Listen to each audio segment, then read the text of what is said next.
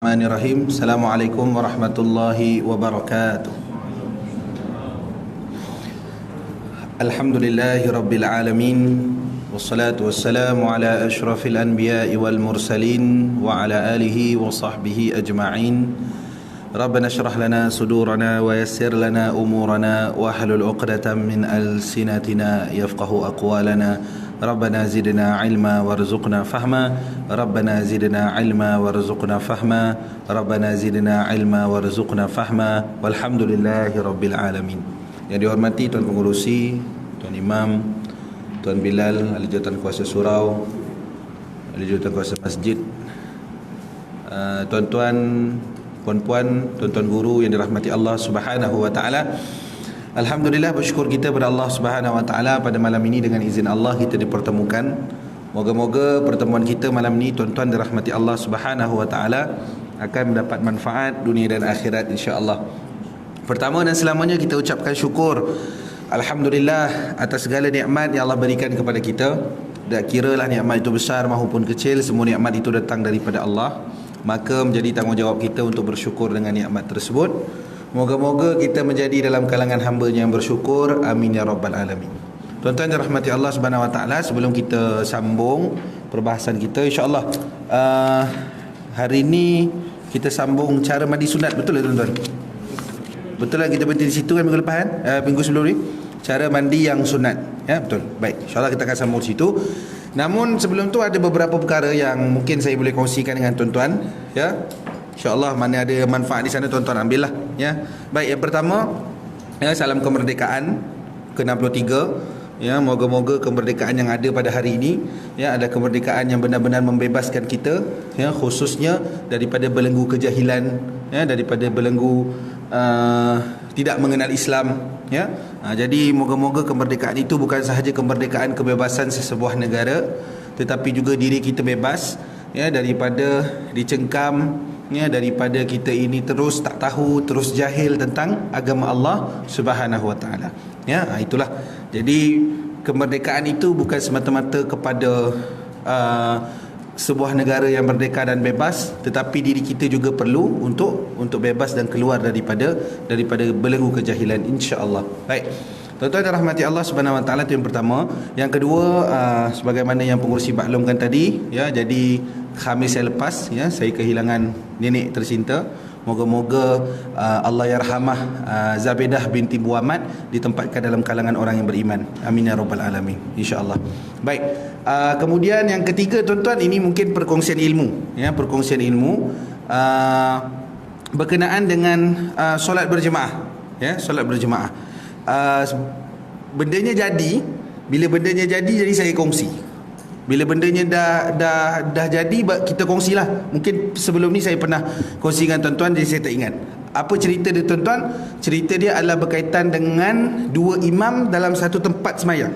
Dalam satu tempat solat, contoh dalam satu surau ni ada dua imam, ya, ada dua imam. Baik, tuan-tuan yang dirahmati Allah Subhanahu wa taala, dia dalam satu tempat kita solat ni sebenarnya dia tak boleh ada dua imam. Yang maknanya sini satu contoh, dekat belakang ada jemaah lain tiba-tiba buat, ya. Apa juga alasan tak boleh? Contoh, ustaz, saya musafir tapi imam ni imam mukim. Ya, imam ni imam mukim ni mana imam yang duduk setempat sinilah. Maknanya kalau imam mukim dia semayang berapa tuan-tuan? Berapa? 4 rakaat lah. Maghrib 3 rakaat lah. Kita bawa solat maghrib kan? 3 rakaat. Ustaz dia semayang penuh 3 rakaat. 3 rakaat maghrib selesai. Maghrib Aisyah 4 rakaat. Okey, kita ambil 4 rakaat. Dia imam mukim ustaz. Saya bukan mukim. Saya musafir.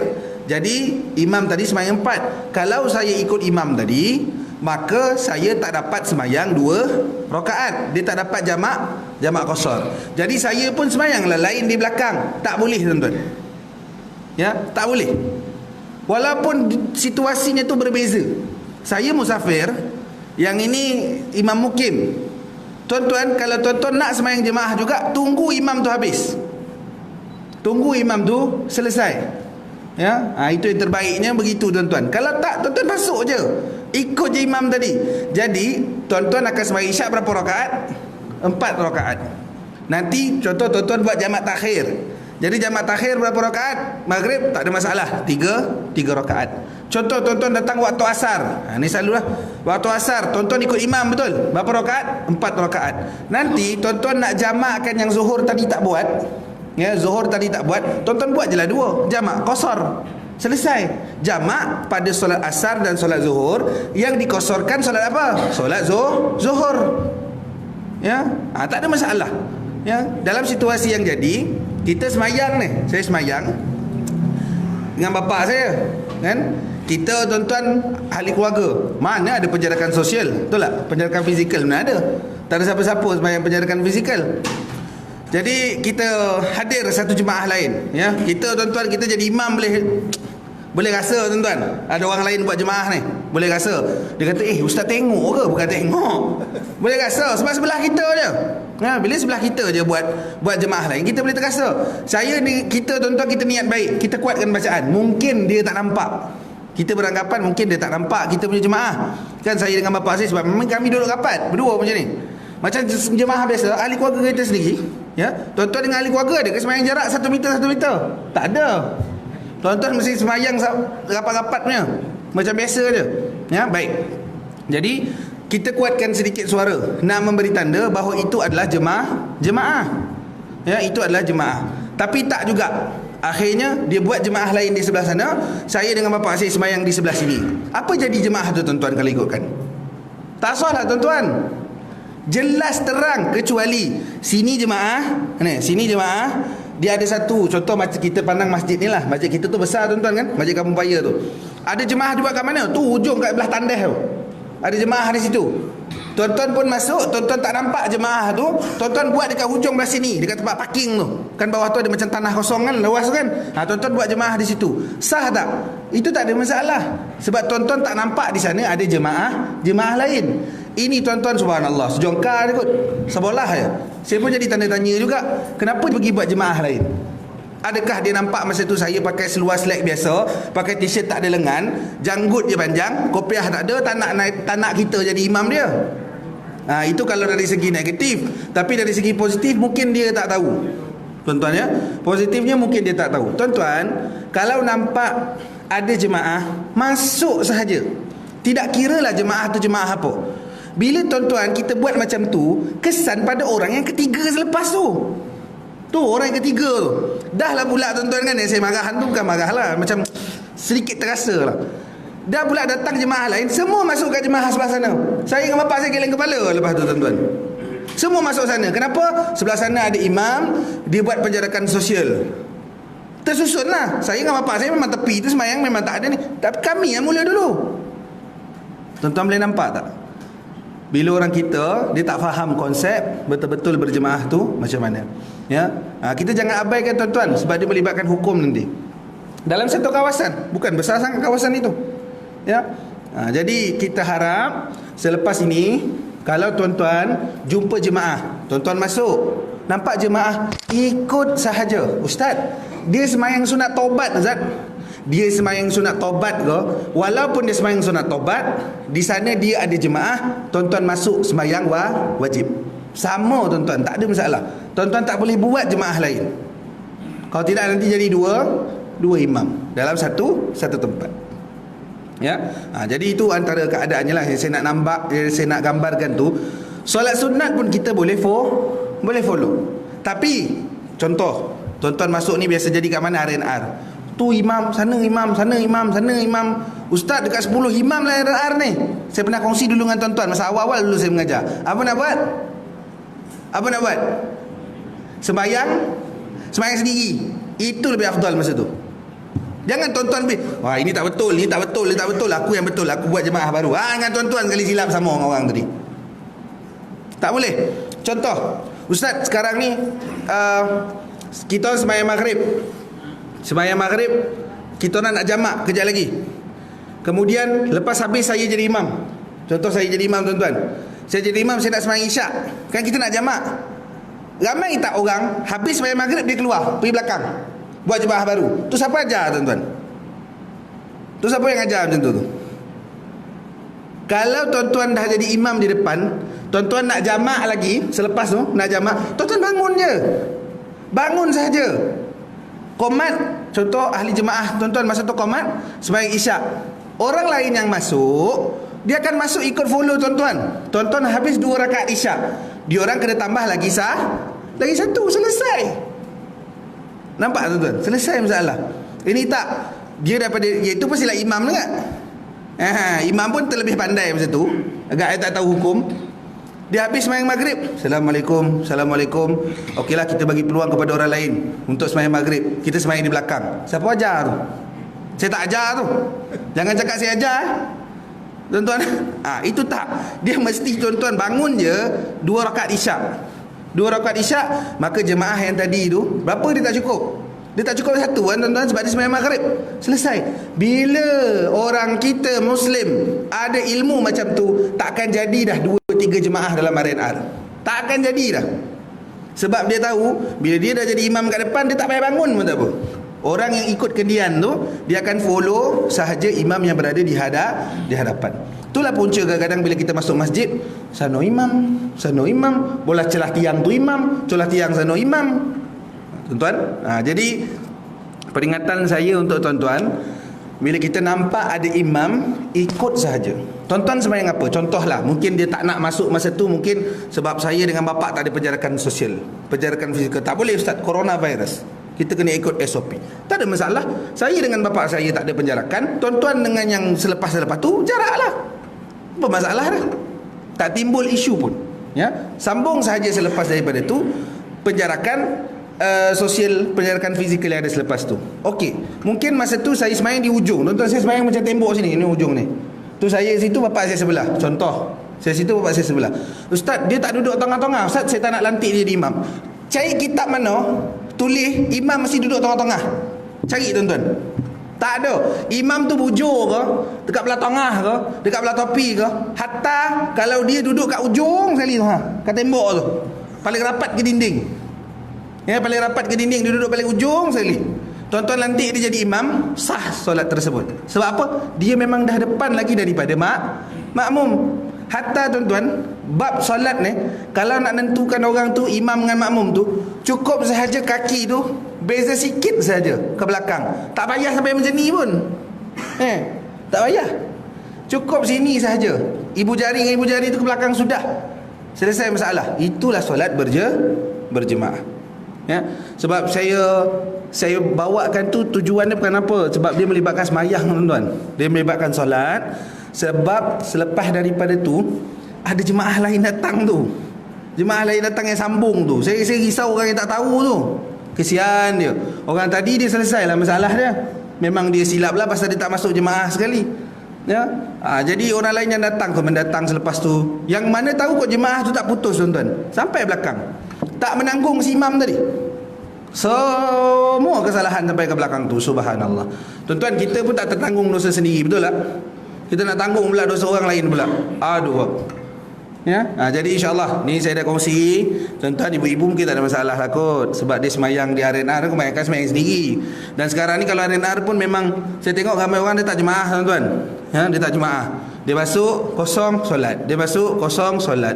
Ya, kalau itu yang terbaik, fadal, silakan. Tapi kalau agak-agak tuan-tuan dia yang baru sampai, tuan-tuan tengok okey boleh buat jemaah, tuan-tuan buat jemaah lah. Moga-moga di sana ada kebaikan. Ya, sebab semayang berjemaah. Tu tuan-tuan banyak kena jaga dalam bab solat berjemaah ni, insya-Allah. Lagi satu, ibu-ibu saya nak ingatkan, kalau ibu-ibu semayang jemaah tapi ada orang lelaki dalam rumah belum semayang jemaah, jangan buat jemaah. Jemaah tersebut tak sah.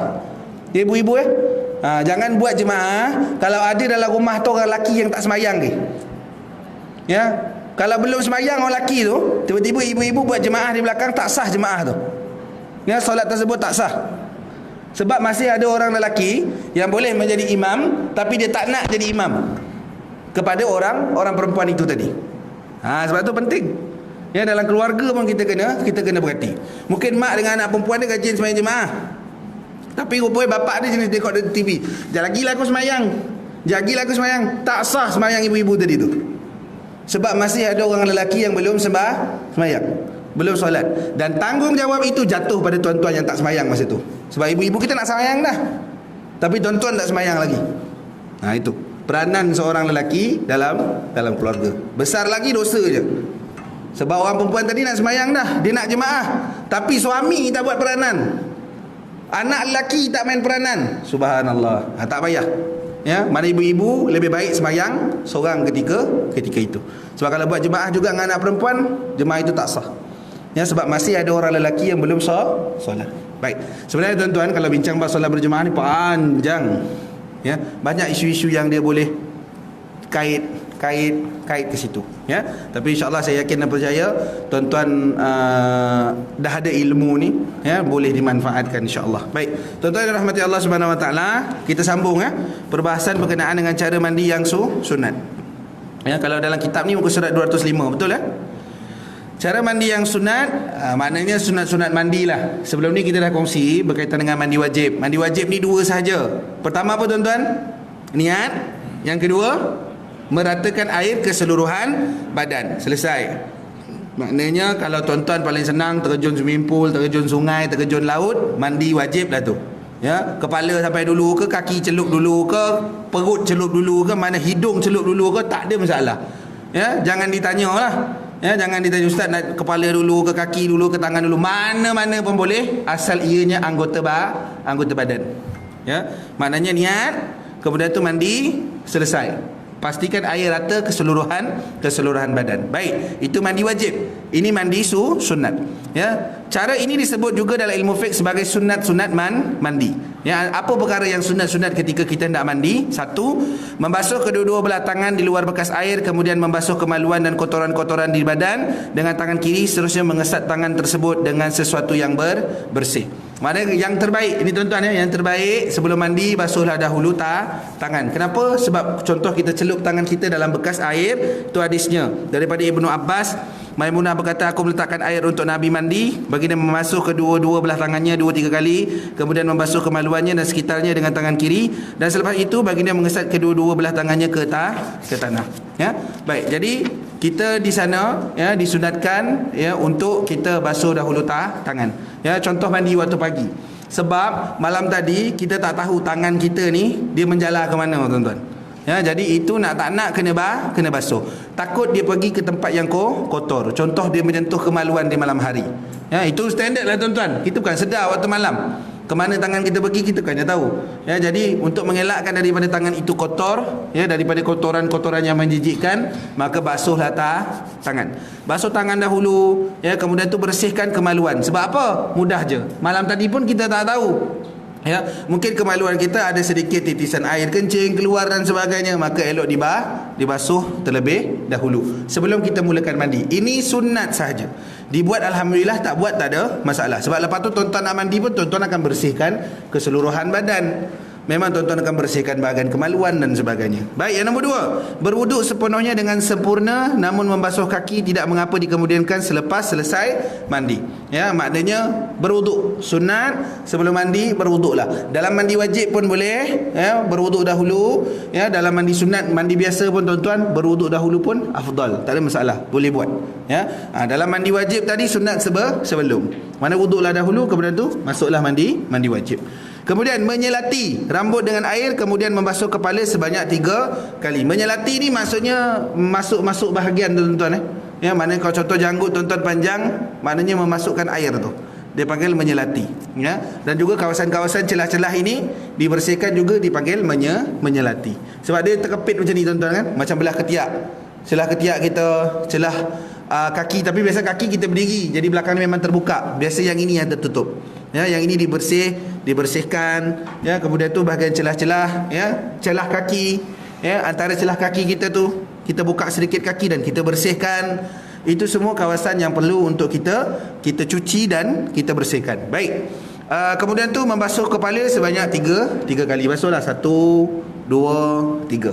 Kalau tuan-tuan jenis masuk dalam shower tu, insya-Allah lah, niat sahaja 3 kali, moga-moga Allah beri pahala sunat. Selesai.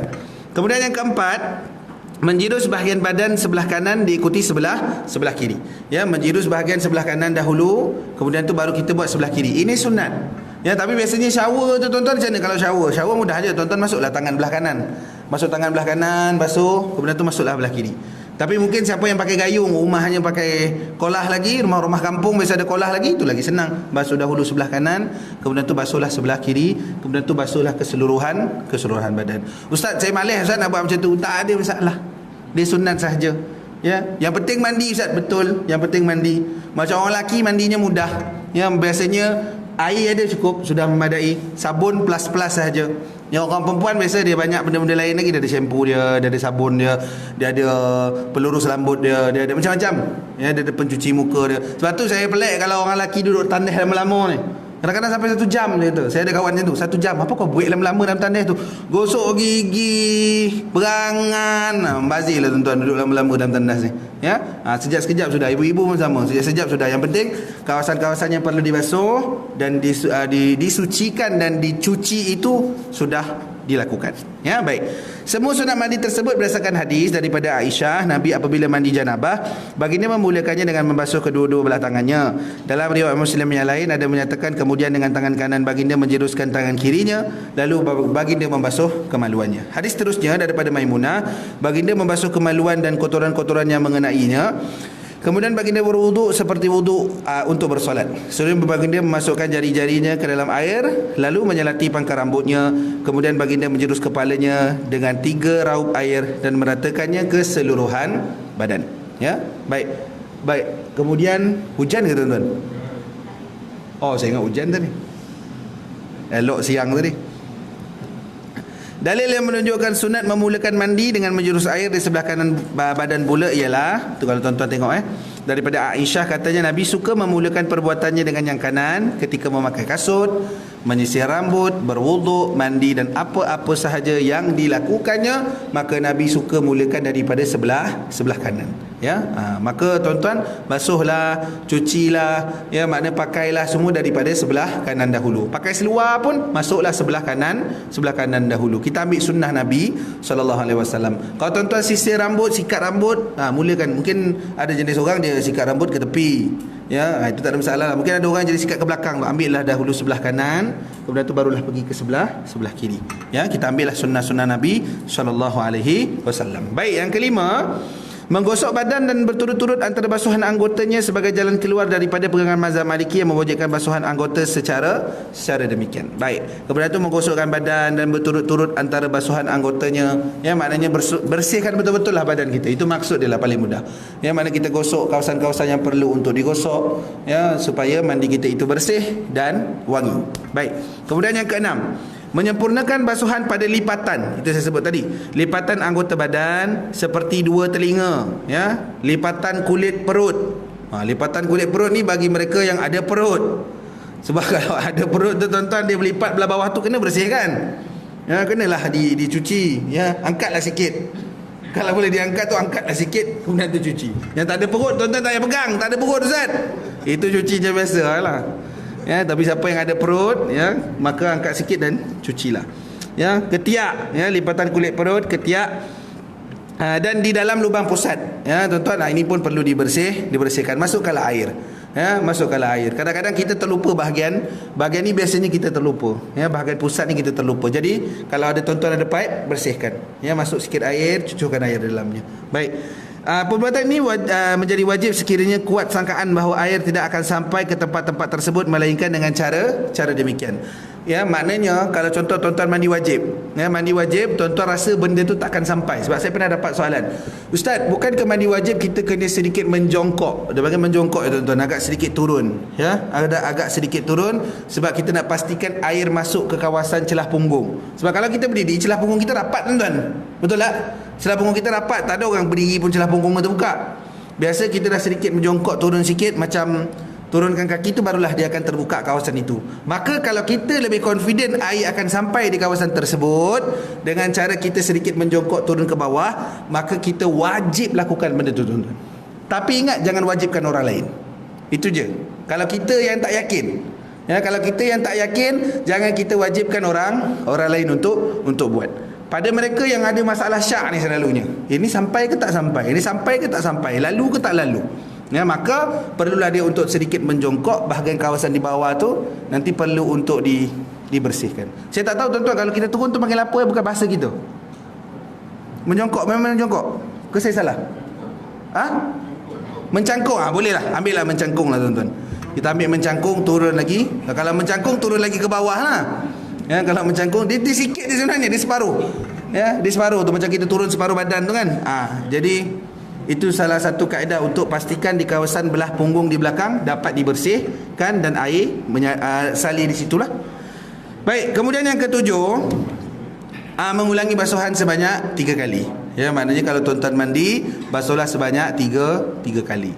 Ya, janganlah terlalu sikit sangat air, ya, dan janganlah pula terlalu berlebih-lebihan sampai membazir. Ya, baik. Itu antara perkara sunat-sunat yang kita boleh lakukan ketika hendak mandi. Perkara yang makruh ketika mandi, ya, perkara makruh ketika mandi, menggunakan air secara berlebih-lebihan. Ya, itu perkara makruh. Ya, maknanya jangan gunakan air secara berlebihan. Baik, sebagaimana yang diterangkan dalam perkara-perkara makruh ketika berwuduk, sama saja, jangan berlebih-lebihan. Daripada Anas katanya, Nabi mandi dengan segantang hingga 5 cupak air dan berwuduk dengan secupak air. Ya. Hadis seterusnya daripada Jabir yang ditanya tentang mandi, katanya, cukuplah engkau mandi dengan segantang air. Ya, lalu seorang lelaki berkata, ini tidak mencukupi bagiku. Jabir menjawab, ia telah pun mencukupi bagi yang lebih baik dan membuatnya lebih lebat daripada engkau, yakni Rasulullah sallallahu alaihi wasallam. Baik, maknanya segantang ni yang biasalah tuan-tuan sebenarnya, satu bekas air itu. Ya, sudah memadai. Ya, maknanya boleh kita mandi, kita ulang 3 kali.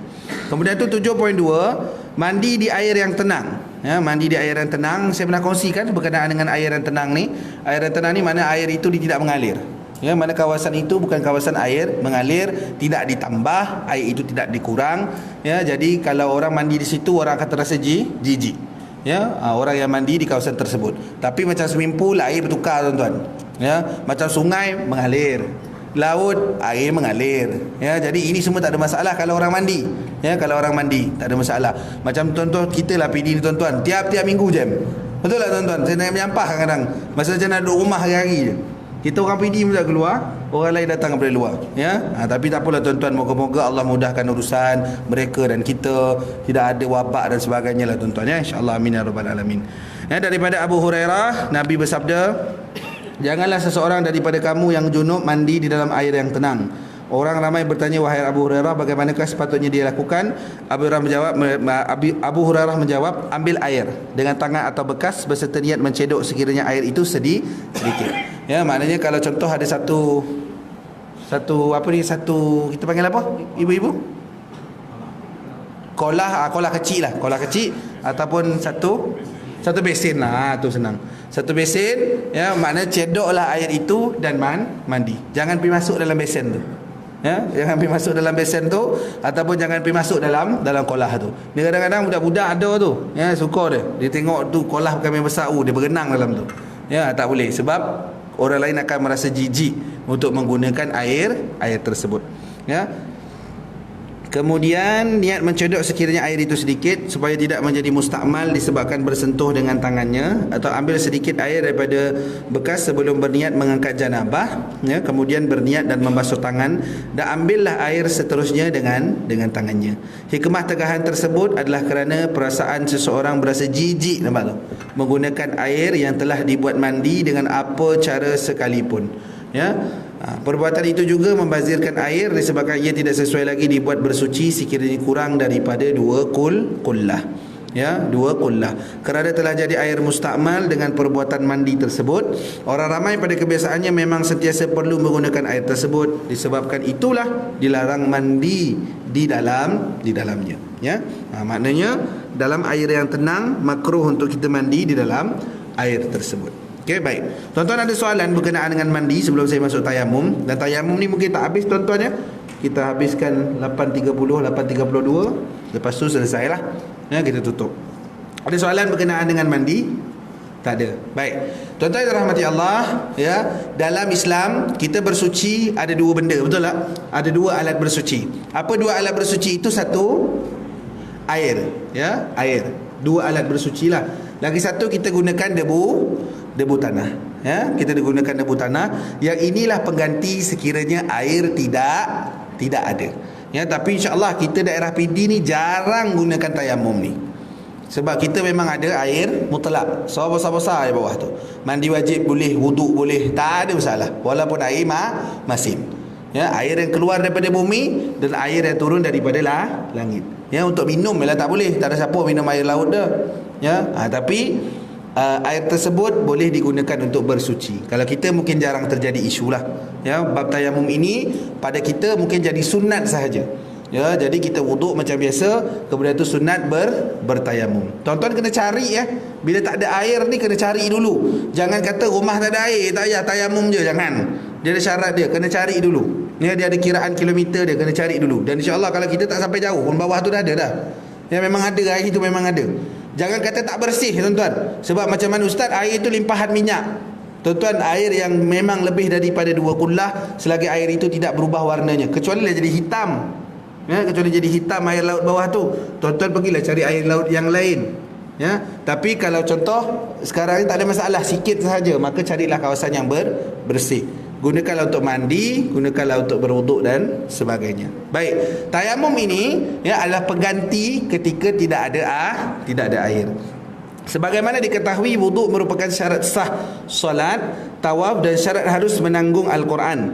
Begitu juga berwuduk hanyalah dengan air. Tetapi manusia kadang-kadang terhalang daripada menggunakannya, sama ada sebab ketiadaannya, kedudukan yang jauh. Itu saya sebut, walaupun mungkin ada air ya, tapi kampung tu subhanallah jauh sana, kita nak pergi tak boleh, maka terhalang menggunakan air disebabkan kedudukannya yang jauh atau disebabkan penyakit. Ya, bagi mereka yang memang tak boleh kena air, maka pada dia perlu bertayamum. Ini yang pernah kita kongsikan dalam masalah jabirah, pemakaian apa ni tu? Pemakaian balutan itu, ya, balutan di tangan ataupun balutan di kaki. Sebab kawasan ini adalah kawasan untuk kita berwuduk, maka perlu digantikan dengan tayamum. Dah pasang dah ni, gantikanlah dengan tayamum. Baik. Oleh itu, antara kemudahan dan toleransi Islam, ia mensyariatkan tayamum dengan debu tanah yang suci sebagai ganti kepada wuduk dan mandi, supaya orang Islam tidak terhalang daripada mendapat keberkatan beribadah. Dan tuan-tuan ingat, kalau tuan-tuan dah bertayamum, solat ke apa ke itu dah selesai, tak perlu qada semula. Ya, jangan tanya ustaz dah ada air ni kena qada semula tak perlu. Ya, maka kalau tuan-tuan dah bertayamum dan tuan-tuan pun solat dah habis, lepas tu ada air, tak perlu ulang semula. Ya, gunakan yang tayamum tadi, selesai. Mana solat tadi telah pun kita tunaikan. Baik, pengertian tayamum dari segi bahasa berarti tujuan, sementara pada syarak pula adalah menyapukan debu tanah yang suci ke muka dan 2 tangan dengan niat dan cara yang tertentu. Tuan-tuan, soalan saya, boleh pakai tak tanah kat luar surau kita ni? Boleh tak? Boleh? Boleh tak tuan-tuan? Dia tak confident pun ada orang tu. Ya, tak confident. Boleh ke ustaz? Boleh ke tak boleh ke? Boleh ke tak boleh ke?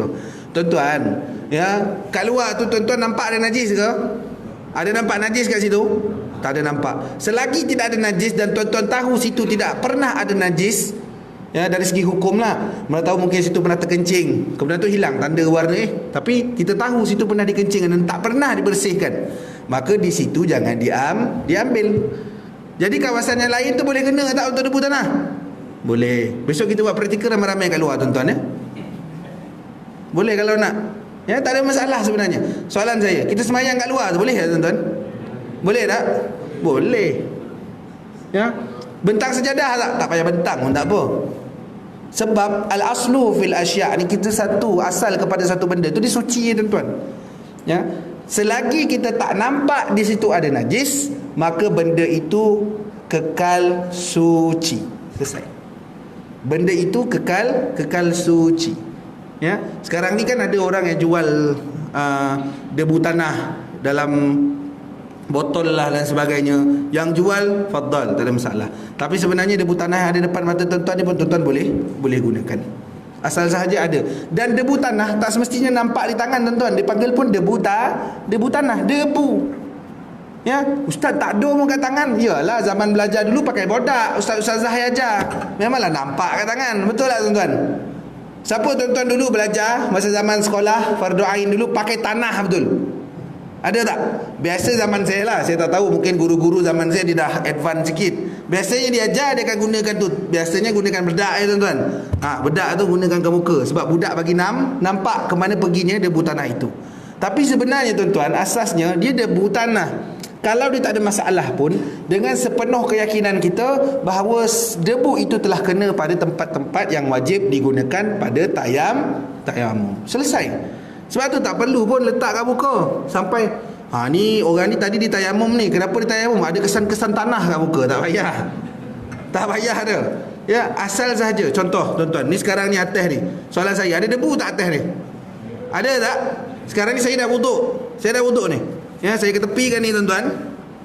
Saya niat debu tanah kat sini, ni. Kemudian tu saya tipiskan, betul tak? Ada kita belajar tipiskan. Ya, dengan niat apa?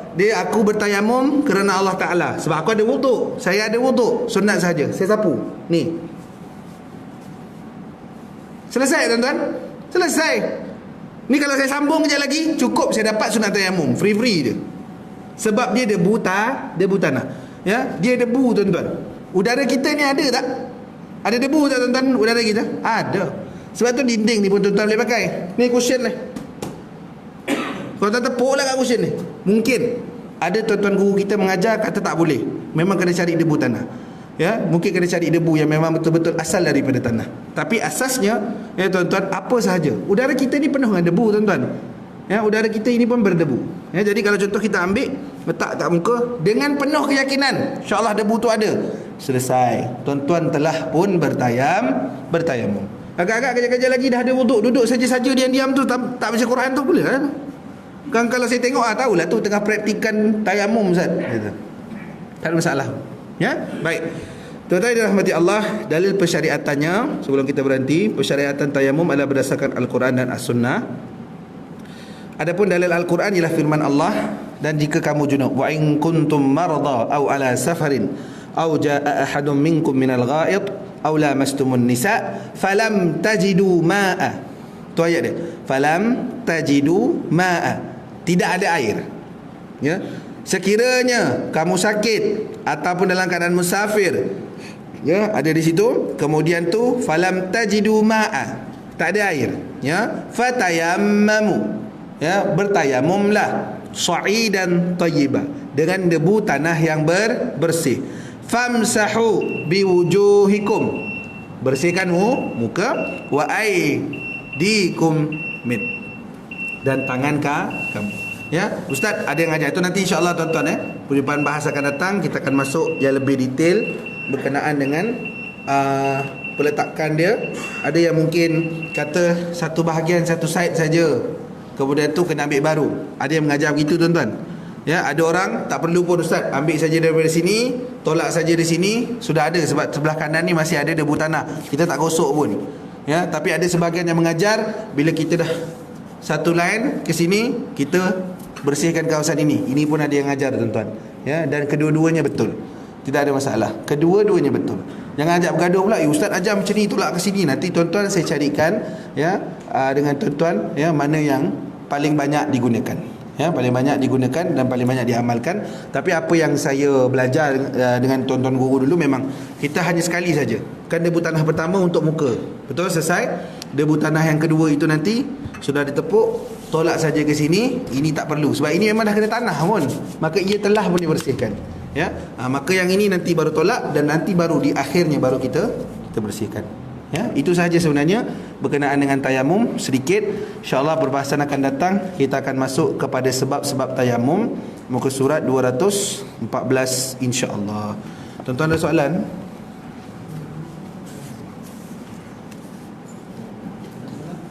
Ya je, boleh, sila. Kita pandai kalau kita air dalam, sama ada air ada, tapi kita pandai dalam tanah tu takut basah. Betul. Maknanya tak, kalau kita bertayamum untuk dinding pesawat untuk itu macam saya sebut tadi lah, itu perbahasannya panjang juga tuan-tuan berkenaan dengan tayamum yang kita laksanakan dalam kapal terbang. Ada sebahagian tuan-tuan guru mereka tak suggestkan kita untuk gunakan air di kapal terbang sebab dia limited tuan-tuan. Air dalam kapal terbang ni dia limited, ya, dia limited. Jadi kalau kita semua orang yang dalam tu gunakan untuk tayam, untuk berwuduk, dia akan memberi kesan kepada pesawat itu, ya. Akhirnya digantikan dengan tayamum, ya, digantikan dengan tayamum sahaja, ya. Ada pandangan yang tetap wuduk seperti biasa sebab air ada, ya. Jadi dalam situasi tadi tuan-tuan boleh memilih kedua-dua pandangan inilah, dia tidak ada masalah. Kalau tuan-tuan rasa berbaloi untuk pergi berwuduk, silakan berwuduk, ya, pergi berwuduk, silakan berwuduk. Tapi kalau tuan-tuan rasa boleh saja bertayamum kemudian tu solat, sudah memadai. Tapi ada juga yang membahaskan nanti solat hormat waktu dan sebagainya. Tapi tuan-tuan, solat hormat waktu, kalau tuan-tuan naik kapal terbang, solat hormat waktu terjadi kalau tuan-tuan tak ada dua sumber ni. Air tak ada dalam pesawat, debu tanah pun tidak ada dalam pesawat. Dan ini biasanya mustahil terjadi, tuan-tuan, ya. Dan tuan-tuan dalam keadaan tidak bersuci, ya. Maknanya kalau tuan-tuan dah wuduk daripada airport tadi, tak ada masalah lah. Ke atas nanti tuan-tuan solat sahaja dalam keadaan duduk di atas kerusi, solatlah, ya. Tapi dalam situasi yang Tuan Haji tanya tadi, untuk memilih mana yang lebih baik, kalau tuan-tuan rasa boleh memilih untuk berwuduk, ya, ataupun tuan-tuan ada air dan gunakan untuk berwuduk, berwuduklah macam biasa. Gunakan sahaja air itu, dan jangan wuduk dekat tempat kursi itu pula. Pergilah tandas dekat kursi tu, dia curah air, kotorlah jadinya, pergi ke tandas. Tapi kalau tuan-tuan yakin dengan hanya berwuduk saja, ya, hanya dengan tayamum saja, cukuplah dengan bertayamum, dan kedua-duanya pun sah sahaja. InsyaAllah nanti kita perbahaskan dengan lebih detail. Dia sebab tayamum ini adalah pergantian kesan daripada tidak ada air, ya. Jadi ramai yang kita kadang-kadang keliru bila nak guna tayamum ni. Sebenarnya air ada ni. Contoh tuan-tuan, dalam situasi yang Tuan Haji tanya tadi, air ada sebotol lah. Sebotol ni memang guna untuk minum. Ada halangan tak untuk gunakan? Ada tak halangan? Mana satu botol ni memang guna untuk minum saja. Ada halangan tak untuk kita gunakan kepada berwuduk? Adalah halangan. Sebab satu botol ni kalau habis, kejap lagi kita berwuduk, kita akan mati disebabkan tidak minum air. Maka dalam situasi itu tadi, perlu juga ke dia berwuduk pakai air? Tak perlu. Pada dia sudah boleh bertayamum sahaja. Sebab air tidak mencukupi untuk dia berwuduk seperti biasa, ya. Ada keadaan yang menghalang. Tu ada situasi tadi, ya, maknanya air tak ada, ataupun ada keadaan yang menghalang untuk dia menggunakan air. Maka dalam situasi tadi, ya, mungkin ada orang yang dia berwuduk seperti biasa di tandas kapal terbang dan dia solat.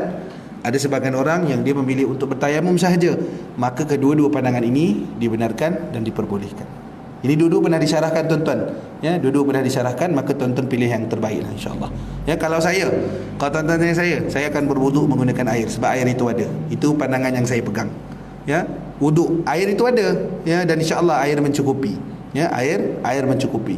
Kalau tak pun mereka memang ada air yang mereka sediakan dalam botol-botol itu, memang mencukupi. Tapi kalau ada di sana halangan dan larangan untuk menggunakan air itu secara berlebih-lebihan dengan berwuduk, ya, maka kita jangan gunakanlah, kita tayamum sahaja. Wallahu a'lam. Okey. Ji? Kalau masa tadi sebenarnya berjemaah di masa itu mungkin berlaku dua perkara. Pertama sekali, kita sembahyang kita ikut imam, ya. Contoh maghrib lah, ya. Dan kaum kita maghrib, setelah kita selesai maghrib, seorang berdiri kaum kita datang nak kita bangun dan amat kita solat Isyak contoh. Isyak, ya.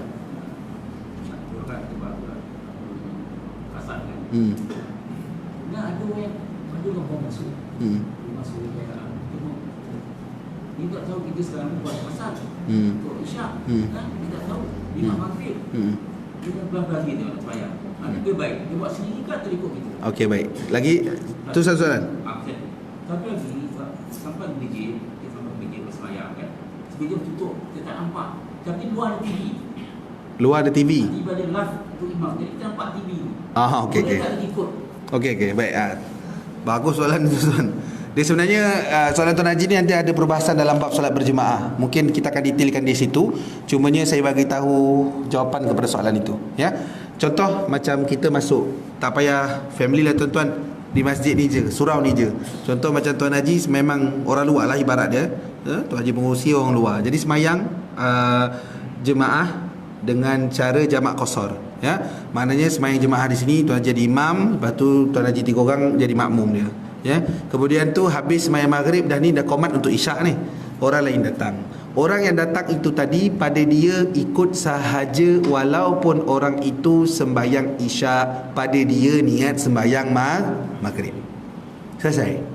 Ya, tak salah pun solat tersebut sah. Sebab tu saya cerita di awal tadi, kalau Tuan Haji buat solat sunat taubat pun, orang datang daripada belakang, tiba-tiba orang ni sembahyang apa aku tak tahu, tak apa, aku nak dapat berkat jemaah tu, aku ikut saja. Tuan Haji sembahyang maghrib, ni sembahyang taubat ni, kan lain tu, fardu dengan sunat, betul tak? Tetap sah sahaja, sebab tak tahu. Ya, kecuali lah memang dah tahu tuan-tuan, itu mungkin kita pilih untuk tidak memilih orang tadi sebagai sebab memang dah lain situasi lah. Ya, baik. Soalan yang kedua berkenaan dengan subhanallah. Masuk ke masjid. Okey, baik. Berkenaan dengan imam, ya, maknanya asasnya mudah. Last sekali, saya cerita last sekali tuan-tuan. Last sekali syarat kita mengikut imam, kita tahu perbuatan imam. Kita tahu perbuatan imam. Bila kita tahu perbuatan imam, contoh ada speaker je. Ada speaker je tuan-tuan. Tuan-tuan sembahyang kat luar, memang tak nampak lah imam, siapa nampak imam. Ya. Tapi kita tahu imam rukuk sujud, mentakbir, rukuk sujud, takbir, boleh ikut, sah saja. Tambahlah pula ada TV. Sah nampak imam tu. Ya, apa pergerakan imam tu memang boleh nampak. Ya, memang boleh nampak. Jadi dalam situasi itu tadi, ada pancaran di TV, sah saja kita ikut. Hatta kalau tak ada pun yang pancar kat TV tu, kita tahu dan kita dengar perbuatan imam, sah saja. Kalau kita kata tak ada TV, kita tak sah, kesian ibu-ibu kita. Berapa lama sembahyang tirai tertutup kat belakang, betul tak? Ibu-ibu kita kat sini mungkin tak lah. Ya, kat sini surau ni tak memang nampak. Ibu-ibu kita banyak kan sembahyang kalau masih masjid ada sebagai kan tutup tirai, tutup habis. Tapi ibu-ibu kita ambil yang mana? Dia mengambil pandangan yang itu tadi. Maknanya sekurang-kurangnya mengetahui perbuatan imam. Selesai. Ya, dia ada jarak dia tuan-tuan. Memang ada jarak dia. Ya, memang ada perbahasan jarak tu, memang ada dalam ni. Yang insya-Allah kita akan detailkan. Ya, tetapi asal sahaja. Contoh, Masjid PD atas bukit tuan-tuan, betul? Ada orang sembahyang kat bawah tu. Kenapa tak sembahyang atas? Bonoh. Kenapa tak sembahyang atas? Tak boleh masuk ustaz, dah lambat. Itulah siapa suruh lambat tang sembahyang Jumaat. Sembahyang kat luar. Dia sembahyang kat mana tuan-tuan? Tu kat bukit tu. Bukit dah naik, dia sembahyang situ. Sah tak solat dia? Sah sahaja. Sebab dia mengetahui perbuatan imam yang berada di dalam.